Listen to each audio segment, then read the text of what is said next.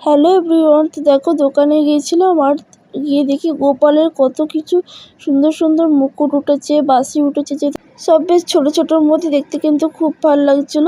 সামনে যেহেতু জন্মাষ্টমী, এদিকে ময়ূরের পালকও উঠেছে। 16ই আগস্ট হচ্ছে জন্মাষ্টমী, 15ই আগস্টের পরের দিন। তোমাদের কার কার বাড়িতে গোপাল আছে বা জন্মাষ্টমী হয় আমাকে কিন্তু কমেন্টে জানিও। আর আমাদের দালানে দেখো বাঁশ খাটানো হয়ে গেছে, সামনেই তো দুর্গাপুজো প্রায় চলেই এলো।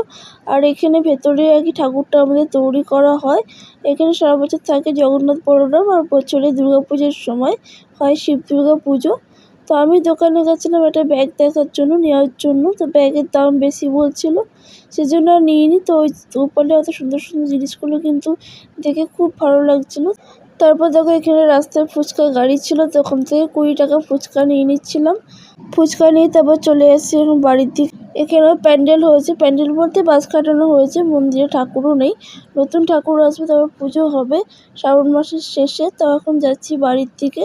তো চলো। আর এনার কাণ্ড দেখো, রাস্তার মধ্যিখানে একবারে শুয়ে আছে, লোকে যাতায়াত করবে তার মধ্যেখানে শুয়ে আছে, আর দেখছে কে আসছে কে যাচ্ছে।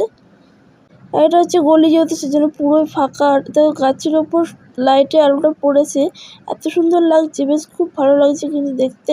তো তারপরে মা এখানে ফুচকাটা বেড়ে নিচ্ছিল, টক জলটা 2টো বাটিতে বেড়ে নিচ্ছিল, কারণ একটা বাটিতে এভাবে খেতে ঠিক অনেকে খায়, কিন্তু আমরা ওইভাবে খেতে ঠিক ভালো লাগে না। তো 2টো বাটিতে বেড়ে নিল, আর প্লেটের মধ্যে ফুচকাগুলো বেড়ে নিল। মা ওই প্যাকেটটার মধ্যে নিয়ে নেবে। আর দেখো এখানে আলুটাও কিন্তু ভাগ করে মা দিয়ে দিয়েছে। আলুর মধ্যে কিন্তু প্রচুর পরিমাণে মটর সিদ্ধ ছিল, যার জন্য আরও বেশি খেতে ভালো লাগে। ছোলা হলে আরও বেশি ভালো লাগতো, যদি ছোলা থাকতো।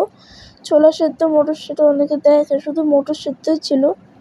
তো চলো, আজকে ভিডিওটা এতটুকুই, দেখা হচ্ছে পরবর্তী ভিডিওর সাথে। তোমাদের কোন ফুচকা বেশি ভালো লাগে, জল ফুচকা না চাটনি ফুচকা? তো চলো, আজকে ভিডিওটা এতটুকুই। ভালো লাগলে লাইক, কমেন্ট, শেয়ার করে দিও।